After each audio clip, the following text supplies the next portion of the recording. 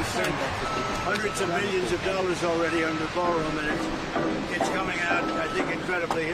We have some renderings down of the finished product. It's all knit together. The top of the Ballroom is what they call a drone gallery. We have tremendous amounts of military able to be on the top. It'll be the highest point. It'll be actually higher than this building across. It'll be outside all over Washington, so that's important. But it will be something very special. So if you look up at the top, you'll see some interesting things, and I'll show that to you in a second. You want to grab that, please? I'll show that to you in a second. It's the facade of the building. There will never be another building like this built that I can tell. I built a lot of great things, but there will never be anything like this built. And what we have is the roof is dead flat with absolutely nothing but strength on it. It's very strong steel. It's drone-proof, and it's meant for our military to be able to stay on it. You get a view of Washington. Also, for the drone building capacity, some of that takes place right down here. You can see the very large piping and the other things. It's a very complex building. It's all knit together. The roof goes with the ground floor. The ground floor goes with the roof. The roof also goes down into the basement. Everything is connected, intertwined. Elevators, heating, air conditioning. It's one building. That's why we're trying to explain that. This is one well-knit building. One thing doesn't work without the other. Very importantly, though, in terms of the beauty, probably the closest thing to this would be the U.S. Supreme Court, the facade of the U.S. Supreme Court. So here's a couple of things you can look at. How are you? All right. There will never be another thing like this, I don't believe, built from a cost standpoint. This is all my money and donors' money. This is tax-free. So everyone's talking about they're going to give money, they're going to give money. The money they're going to give is really for the security of that and the whole White House premise. And I guess you probably need that nowadays. We've done the fencing on the outside of the White House. It's all titanium. You see the black fencing. That's been just done recently, and it was approved originally by me, and it's been completed, and it's very powerful, very powerful. A tractor, a bulldozer cannot knock it over. It goes down deep, and it's titanium, which is the strongest of all of the metals, much stronger than steel, as an example. The Ballroom is all, it's going to be a tremendous thing. As an example, what happened a couple of weeks ago at the White House Correspondents' Center could not happen here. One thing that we have is we don't have people living above it. We don't want that. That's no good. They have 1,000 units above it with the elevator coming right down next to where the convention or whatever it may be is. So this is a room that's been wanted for 150 years by presidents. We have no room to have an event. The only way you can have an event is if you build a tent on the lawn, and the tent would not do the job. And by the way, if it rains here, because this is built on a wetland, the lawn is impossible to deal with. The water goes over everybody's shoes. It literally goes over the shoes. So, and they've had a lot of catastrophes with the tent. So we have this, and if you take a look at this section, this is the different facade. So this is a Greek, more or less. It comes out of Greece. This is the ultimate facade for Greece.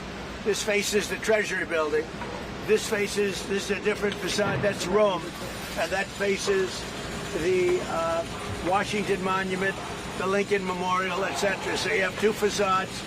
Primarily, you have two entrances. You have here, but the primary entrance is through the White House, directly through the White House. And it's really something. I think you can see the complexity.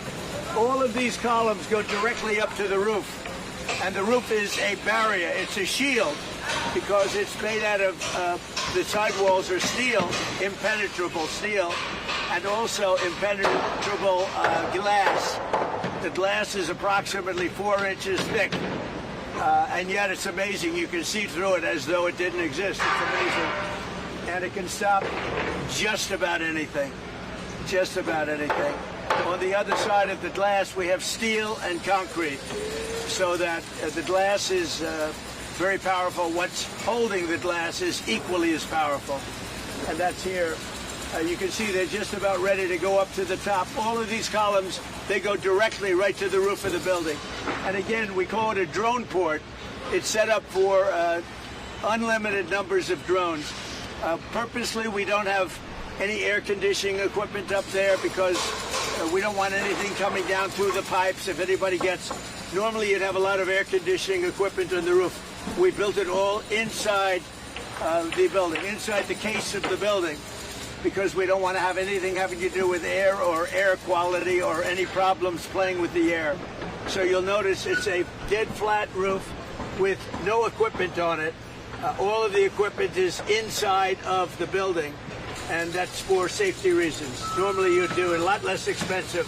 You do it a different way.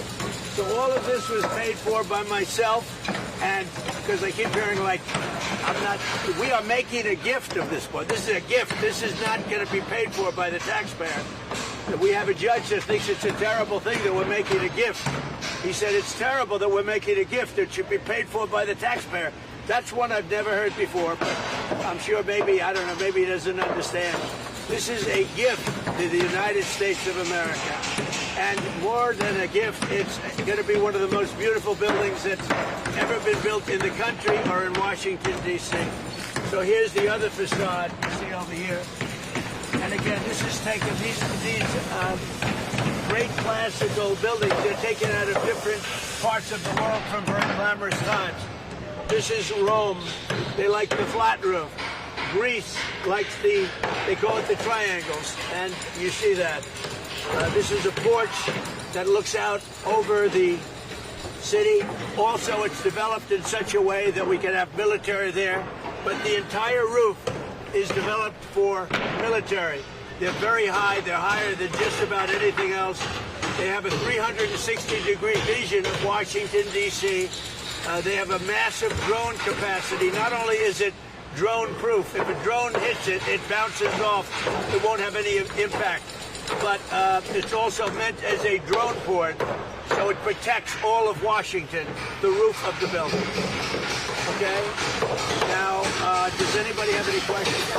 If you want, you can take, I think you can bring your camera down, but you might want to take a look at the complexity. These are all different rooms down here. They're building a hospital. They're building, it's a military hospital. They're building all sorts of research facilities, also meeting rooms and rooms that go hand in hand for the military, using the ballroom. And the ballroom is really a shield and protecting all of the things that are built here. This goes, as you see, it's already up to the ground. This goes down very deep. You get a better view right over here. This is down because we've already done these floors. But these are already down 2 floors. It's down about 6 stories deep. That's big stuff. Normally, when you build a ballroom, you build it flat. You just build a ballroom. It would have been built. The complexity of this, and again, it's all knit. It's all knit together between the drone proofing, the missile proofing, we have, and the drone capacity upstairs. We can have all sorts of military up, whether, I hate to use the word snipers, but we have great sniper capacity. It's built for our snipers, not the enemy snipers, our snipers. And because of the height, we get a very clear view of everything all over Washington. Yeah. Mr. President, you mentioned that this is being paid for out of pocket, but why is Congress in pocket? Explain sort of the difference. Well, they're not. Congress is approving. Yeah, Congress is approving money for security. It may go. Some of it may go here for additional security. I don't know.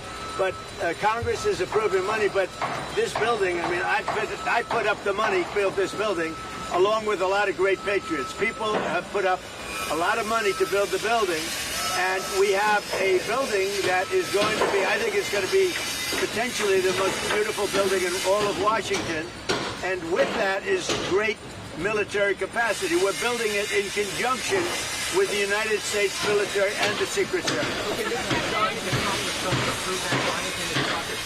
Well, they have a budget in Secret Service and the military to do some of the work that you see right here. So the answer is, I think they want to enhance what you see. It's very powerful. You see what's happening. It's very powerful concrete. It's 9,000-pound concrete. That, if you know anything about contract, it's very, very strong. That's very strong concrete. But they probably want to enhance the area. They're going to spend money. This is a very sacred piece of land. This is the White House, and they want to do things. But everything that you see and the money that's being put up to build the ballroom, and again, the ballroom, it's necessary for the ballroom to be built with what you see over here. It's all knit in. The air conditioning, the heating, the drone capacity, the shield. You know, the ballroom becomes a shield for everything that you see right here. Without that, they couldn't have this. They couldn't build the lower floors. Without that shield over the top of it, it's a shield that will totally protect what's downstairs. They have a lot of things going on downstairs, and some of it you see. This goes down 6 stories. You see 3 stories because it's already been built.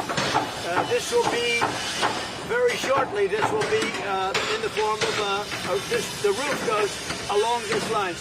Basically, it goes outside. You see where the wood is. You're going outside of that line, and then it goes straight up. And it's all protection, and everything's together. You can't build one without the other. And what we have is we have the safest building ever built, in my opinion. You can have, and you know, the other thing is, we're right on budget, we're right on plan. The only budget change would be that we doubled the size at the request of the military. We doubled the size, but we're right on budget, right on plan. And originally we were going to build a much smaller room, and it wouldn't have done the job. It just wouldn't have done the job. You have too many events. Like if we have President Xi coming here, we have no place to put him. We had the King and the Queen the other day, and we had 1,000 people wanted, and we ended up having 100 people sitting in a very small room. So they've been after this for a long time, but maybe more important is the safety element. This is a shield. It protects everything that's inside, everything that's on top. And, you know, obviously the White House was built in 1792. Yeah, it's awfully hard to do that kind of a capacity that we did here. So this will give future presidents, but you have to understand, when this is finished, my term ends shortly after that. This is really for other presidents. This is not for me. This is my gift to the United States of America. I'm going to be able to use it very little, because when it's finished, we're talking about 6 or 7 months. But it will be used for hopefully hundreds of years for other presidents. And there will never be anything like this built again. There'll never be a room built like with the safety. As an example, if we had the White House Correspondents' Dinner here, it would have been no problem. Sir, you said that this will when it opens about 6-7 months. Have you that around that time thought about the first event? I have. I better not tell you about that, Danny. But yeah, we have. Everybody wants to be here for the first event. We're talking about heads of nation, so we have some very special places that it could happen for them. You know, we had literally, if the King and Queen were, you know, we had this finished, we would have had an event that would have been 10 times as such. I mean, we literally were in a little room in the White House.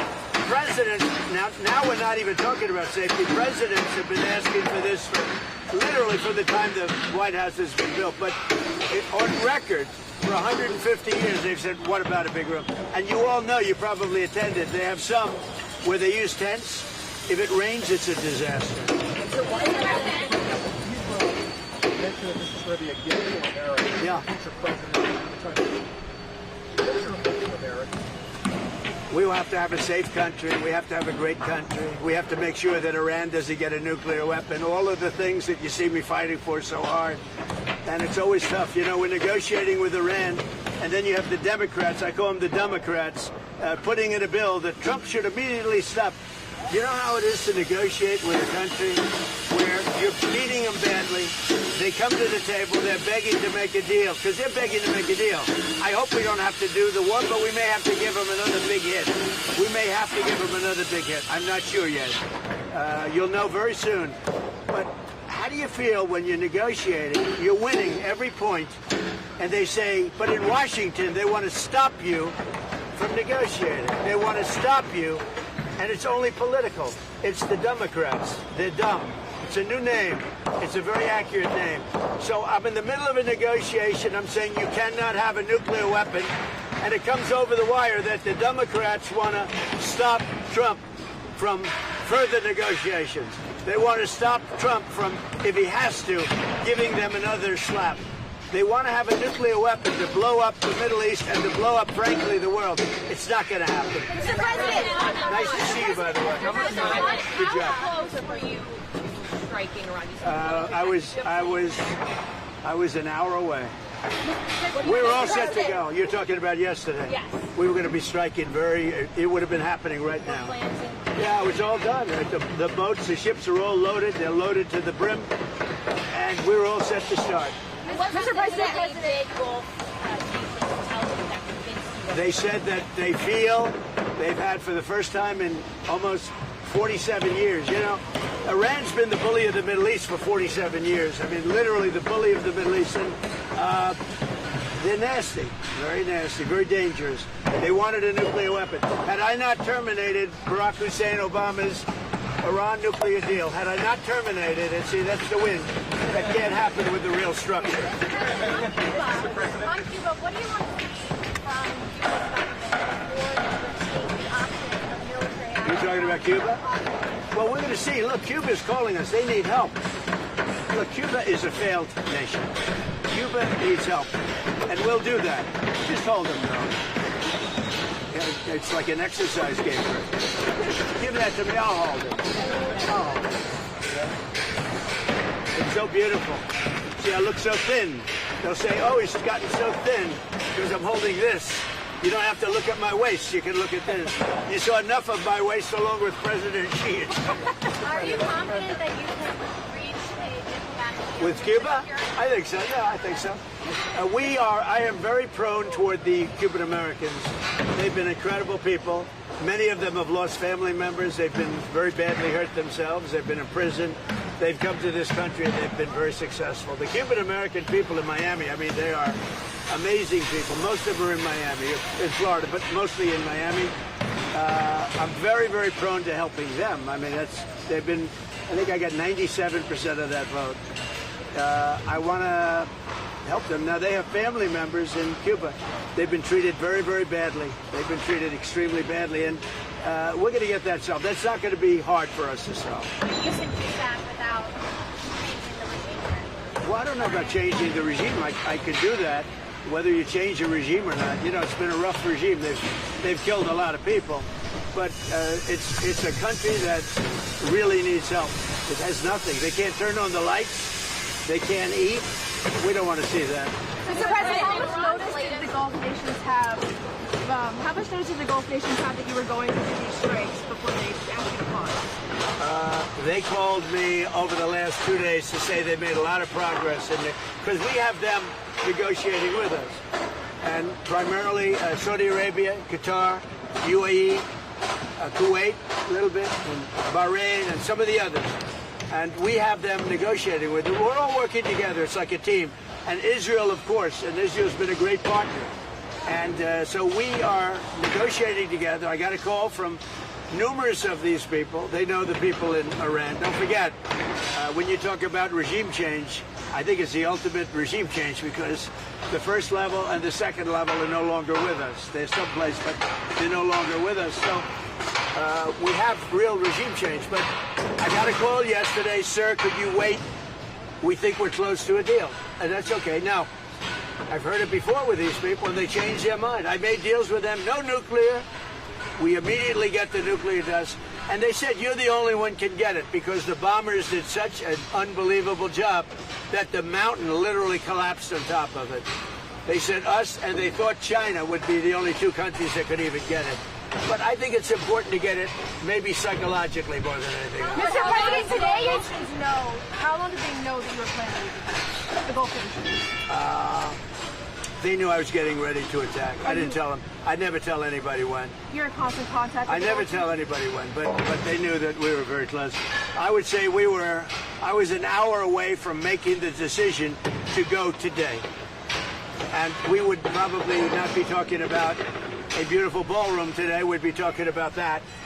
And no, I had made the decision.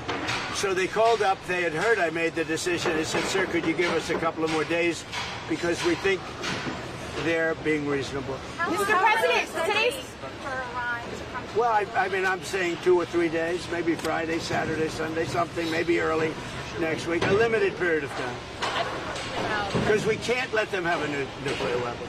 If they had a nuclear weapon, they would start with Israel. They would blow it up, and they would blow it up fast. But they'd blow it up, and I'll tell you what, they go after Saudi Arabia, they go after Kuwait, they go after UAE, they go after Qatar, they go after, I think they go after the entire Middle East, and it would be a whole different negotiation. It would not be, it would be nuclear holocaust. And there's no question in my mind that they'd use it. There's no question. And I deal with these people. They're extremely radicalized. These are not people like when I deal with you. You're a very nice guy. These are people that are seriously radicalized. They would use it. The only question, would it be the first minute, the first hour, or the first day? How many pause a few times?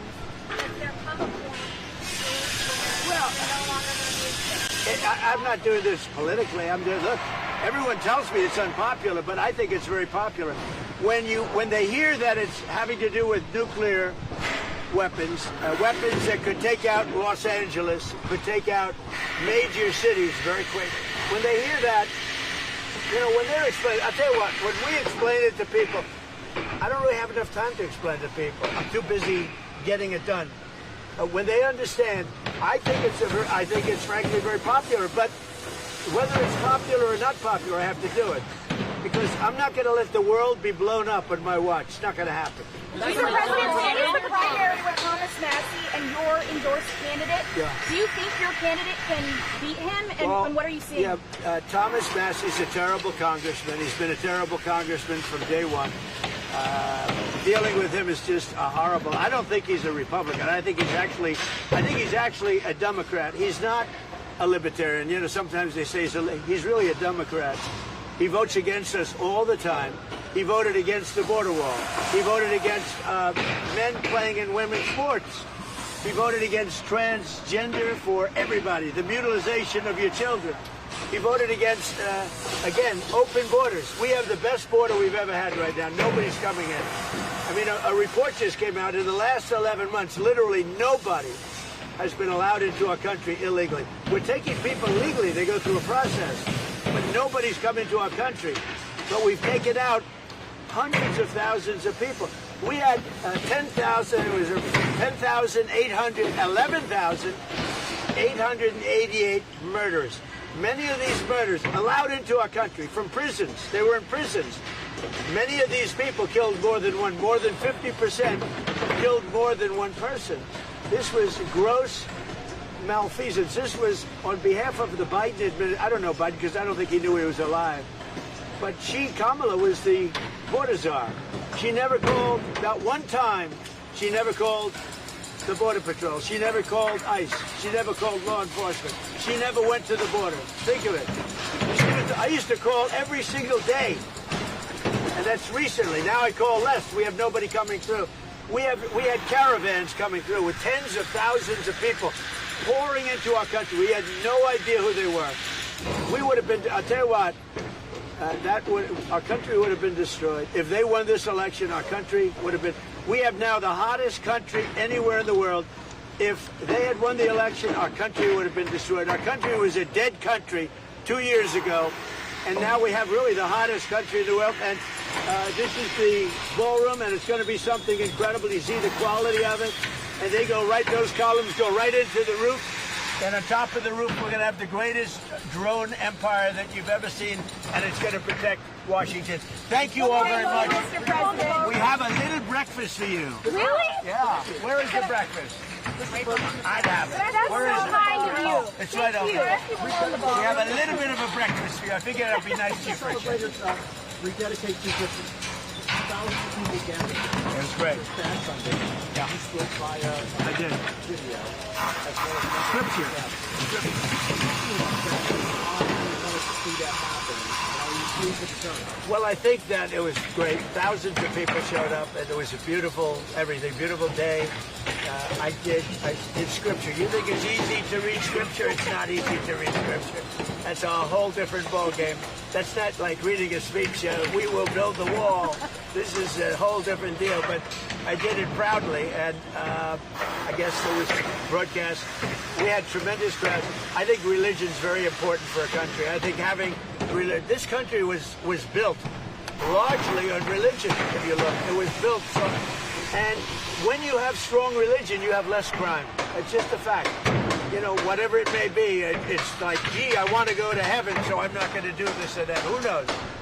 But we have a country that was based on religion, and I'm very proud of that. And if you look and you see all of the polling, I mean, polling is so fake. But on this, it's not fake. Religion is really going up in the last year. And during the time, I mean, really during the time I first got elected in 2016, it's a much different thing. I'm very proud of that. Religion is a good thing. Christianity, it's a great thing for our country. I mean, so many of the things that we've done, the successes that we've had have been based on Christianity and religion. So I'm very proud of that. Religion is taking off like our country is taking off. Our country's hotter now than it's ever been, and I'll tell you, religion is making a tremendous comeback. You look at churches today, they're full. You go back 2-3 years, nobody was going. So we're very happy with it. We might talk about the hate crime that we see happening. News as well. Yeah, no, I'm always concerned. I see things happening. Look, from the beginning of mankind, you've had that. You've had the good and you have the bad. I'd like to get rid of the bad, but somehow that's going to be there. But the good has been many times what it was. Really, many times what it was. On the ballroom, if Congress does not go for this $1 billion for your security funding, would you be willing, or would you be willing to go to your donors to ask for that money?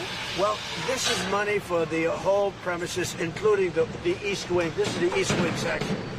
But the ballroom is, as you see, it's going up. It's ahead of schedule. It's larger because they wanted more military capacity. They wanted more drone capacity. They needed a larger roof. And frankly, we needed a larger facility. And so we're doing that. And we've done this in strict coordination with the military and with the Secret Service. And they've been great to work with. The money that they're talking about is the surrounding areas and maybe enhancing some security aspects of the building. But the building, as you see, it's a very active site, and a lot of people are amazed. And by the way, that floor goes down 3 floors, just so you understand. You're seeing almost the top floor. That floor goes down 3 floors, and there are many things in there having to do with security. And many of those things are going to be taken from there and put onto the roof of the building, and that has to do with drone and missile capacity. A lot of presidents have done renovations to the White House, to all these things. Why do you think people are so mad about your renovations? Because I'm doing it. The Meridian Hill Park, you got the water flowing again, all of it, and they just seem to hate you for it. It's a sad thing, actually. You know, and it's very nice. I appreciate the question. First I said, oh, this is going to be a negative question. Then I heard she's really saying, why do they hate you for fixing the water fountains? So, you know, we have... You're the president. We have 40... I know, because I want to see Washington be beautiful. To me, it's very important. But as an example, you mentioned the water fountain. We didn't have one water fountain, I think we have 40. We didn't have one in Washington that worked. And soon they'll all be working. Many of them work right now. And I think one of the best things, President Obama, President Biden spent much more than $100 million on the reflecting lake between the Lincoln Memorial and the Washington Monument. They spent much more. They spent, some people say, $200 million. You know what they got out of it? A closed lake. It never opened. And when it did, it shut right away. It leaked. It was a disaster. I'm doing a job on the reflecting lake for a fraction of what they paid. Now, I've upgraded it I got so into it, I've upgraded it like you wouldn't believe. I'm doing all the walkways outside. I'm doing it properly. But it's a much bigger job. But you see it's happening now. It's going to be beautiful. It's going to be waterproof. It's going to be reflecting again. I took over a dirty filthy thing that wasn't open, and it was disgusting. And friends of mine would come to the Lincoln or the Washington, and they'd say, "Sir, it's disgusting." I said, "What's disgusting?" The reflecting lake. So I drove down. I looked with Secretary Burgum, who's fantastic, of Interior. He's fantastic, and we got together. And we have, it's under construction right now. I want to get it open before July 4th, which we'll easily be able to do. It'll be open before that, but easily be able to do the July 4th being a very special day. And it is going to be beautiful. Beautiful blue color, dark blue color. It's very reflective. I put a thing out yesterday showing the reflection. We did a little test. We wanted to see it. It's unbelievable. It's like a mirror. Did it look good? Did it work? It's like a mirror. It's beautiful. And I saw there was guys out there almost like, are they hand painting it? Is that how they're doing it? Yeah, well, they're fixing the stone outside, and they're sandblasting the stone. We're doing a much bigger job than we wanted to do. But think of it. Obama and Biden spent over $100 million, and you know what? They got nothing. They opened it up, and it leaked like a sieve, and they closed it, and it stayed closed. They've been working on it for years. I've been working on this for a couple of months. When it's finished, it's going to be incredible. But we have other fountains, beautiful fountains. They haven't worked in 30 years. They're just sitting there rotting, and most of them are now open. And right across the street, I made a donation, and I'm building Lafayette Park. Are you really? And it's going to be beautiful. How much was the donation? How much was the donation? I like her. How much was the donation? How much was the donation to Lafayette? Got $10 million. Wow. Are you happy with American flag blue? Well, I put up the American flag. No, the American flag blue. Are you happy? I think so. I mean, I'll let you know.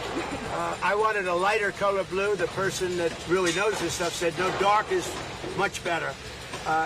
You don't see the leaves, and you know things will get in there. But most importantly, the dark reflects much better. Mr. President, why does the establishment media keep claiming so desperately that MAGA's divided? Well, I think it's the strongest it's ever been. You know, you take a look at what happened in Louisiana 2 nights ago with a certain senator that was very disloyal to me and to the Republican Party. He's not even allowed to run for office. We have another big race. This guy Massey is terrible. Let's see what happens. It's not easy beating incumbents, but we have a great guy running against Massey. Massey's a terrible, I think the worst congressman the Republican Party's ever had. That'll be tonight. That'll be good television. And we'll see what happens there. But I think MAGA's never been more together, actually. I'm going to be making an endorsement today in Texas. I'm going to be putting out an endorsement in a little while in Texas, a great state. You know, I won Texas all 6 times, meaning primaries and the race. And I got the highest vote in the history of Texas. And I love Texas, but I'm going to be making a endorsement at about 12:30, 1 o'clock today for the big race, the Senate race in Texas. And I hope you find it good. So I do think, I appreciate the question, because even CNN, they did a poll 2-3 weeks ago. They said Trump is at 100%. That's Harry Endon. I like Harry Endon. He's got a lot of energy. I like him. But he did a poll, and he's a good pro. And he gives the good and the bad. But I think he's an honorable guy, because we got a lot of good. You know, he predicted I was going to do great with the Muslims in Michigan and win Michigan, and I did. I did good, and I won Michigan by a lot. He made a lot of good predictions, but he did a poll 2 weeks ago that said Trump is, this is up. You can check 100% popularity with MAGA. MAGA is most of the Republican Party. The rhinos are gone to a large extent.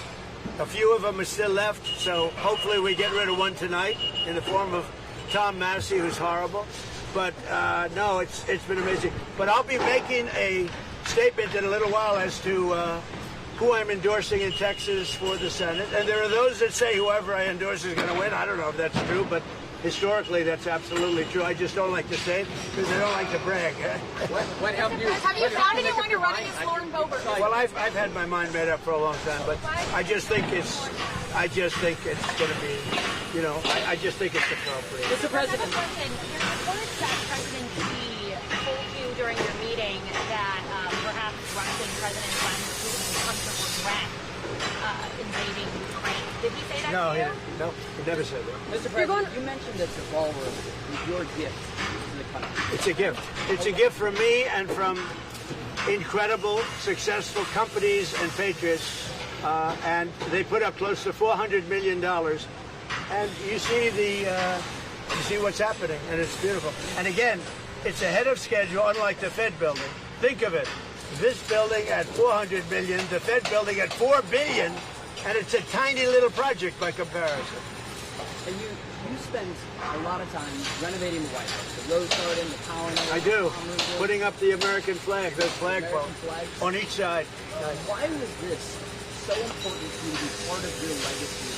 Well, this is the most important because, number one, security, and number two, it was so needed just on a social basis for presidents.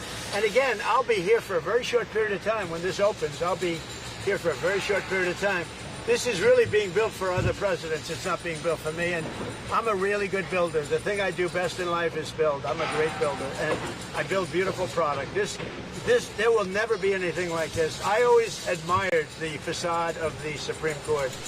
I said, I wonder if that can be duplicated or bettered, even not to say bettered, but even better. And we've actually bettered it. What we're doing is something that you'll never see it again.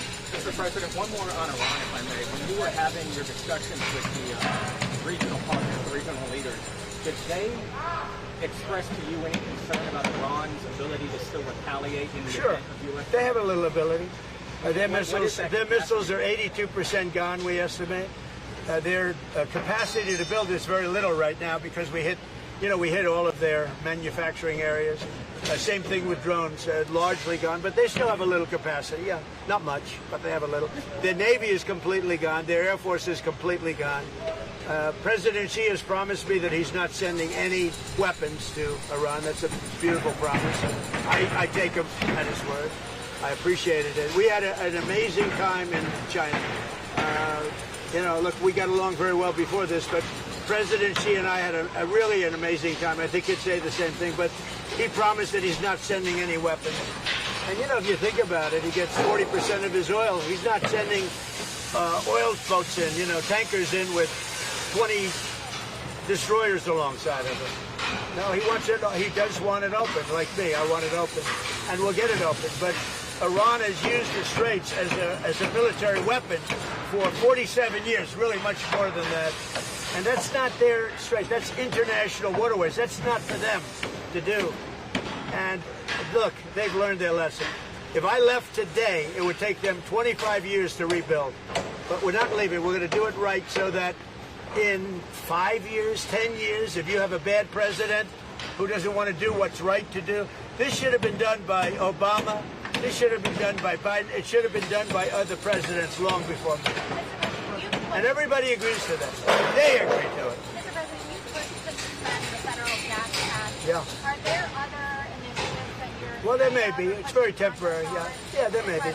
Anything to keep it down. Look, as soon as this war is over, gas is going to... I had gasoline down to $1.85 in Iowa. I was in Iowa, and the stations had it at $1.85. But I was down to, in many cases, less than $2 a barrel, a gallon. And then I said to myself, this is great.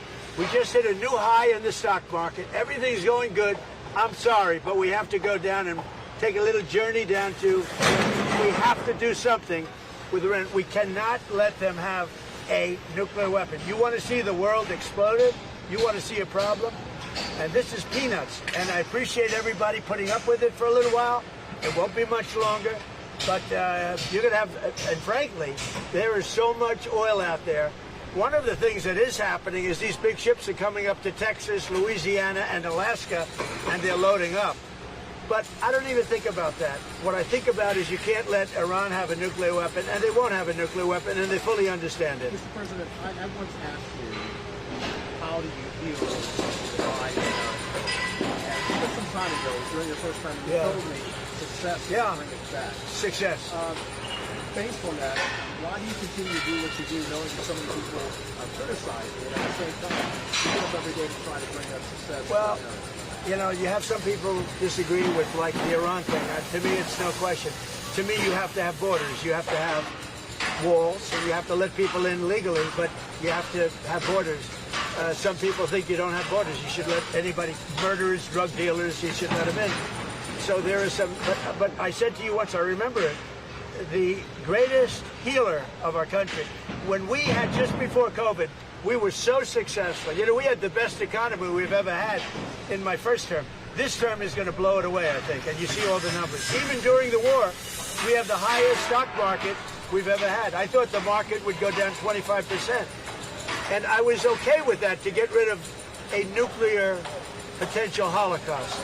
Would have been a nuclear holocaust. So going down 25% is okay if you're going to get rid of a nuclear holocaust. So